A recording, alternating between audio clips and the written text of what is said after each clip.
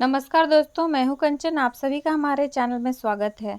अनंत चतुर्दशी व्रत की कथा ये है कि एक बार महाराज युधिष्ठिर ने राजसूय यज्ञ किया। उस समय यज्ञ मंडप का निर्माण सुंदर तो था ही, अद्भुत भी था।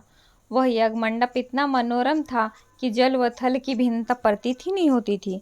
जल में स्थल तथा स्थल में जल की भांति प्रतीत होती थी।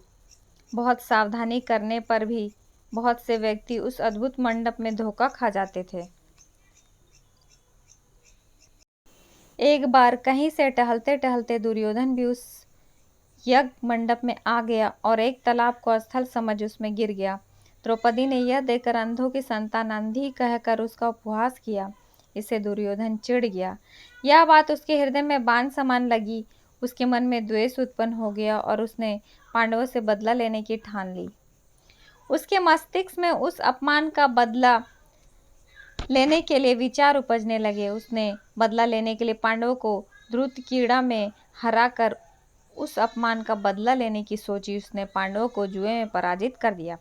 पराजित होने पर प्रतिज्ञा अनुसार पांडवों को 12 वर्ष के लिए वनवास भोगना पड़ा। वन में रहते हुए पांडव अनेक कष्ट सहते रहे। एक दिन भगवान कृष्ण जब मिलने आए तब युधिष्ठिर ने उनसे कहा कि मैं इतना दुखी हूँ, मेरा इस उपाय बताएं, इसका उपाय बताएं। तब श्री कृष्ण ने कहा, हे युधिष्ठिर, तुम विधि पूर्वक अनंत भगवान का व्रत करो। इससे तुम्हारा सारा संकट दूर हो जाएगा और तुम्हारा खोया हुआ राज्य पुनः प्राप्त हो जाएगा। इस संदर्भ में श्री कृष्ण ने उन्हें एक कथा सुनाई कि प्राचीन काल में सुमंत नाम का एक नेक तपस्वी ब्राह्मण था। उसकी पत्नी का नाम दीक्षा था। उसकी एक परम सुंदरी, धर्मपरायण तथा ज्योतिर्मयी कन्या थी जिसका नाम सुशीला था।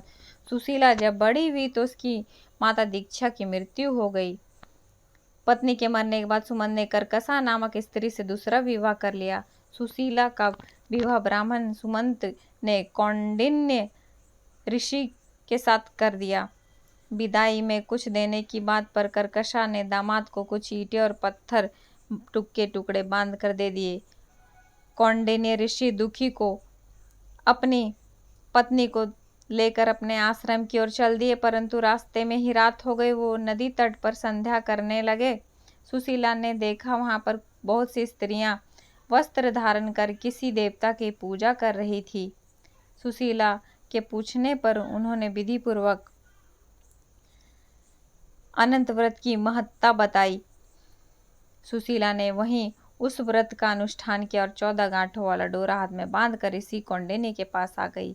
कौंडिन्य ने सुशीला के डोरे के बारे में पूछा तो उसने सारी बात बता दी। उन्होंने डोरा को तोड़कर अग्नि में डाल दिया। इससे भगवान अनंत जी का अपमान हुआ।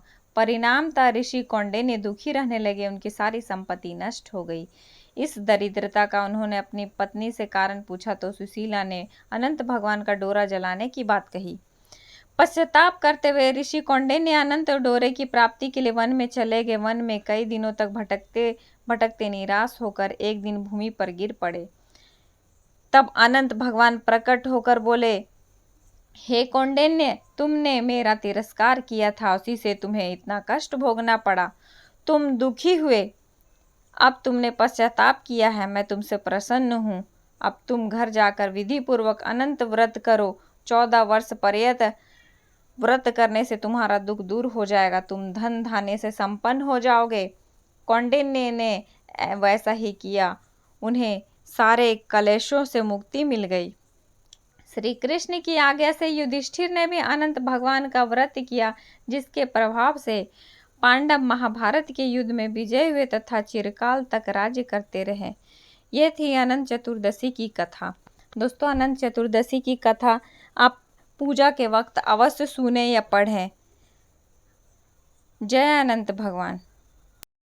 आपको हमारा ये वीडियो अच्छा लगा तो हमारे चैनल को लाइक करें, सब्सक्राइब करें और कमेंट करके बताएं कि आपको ये कैसा लगा।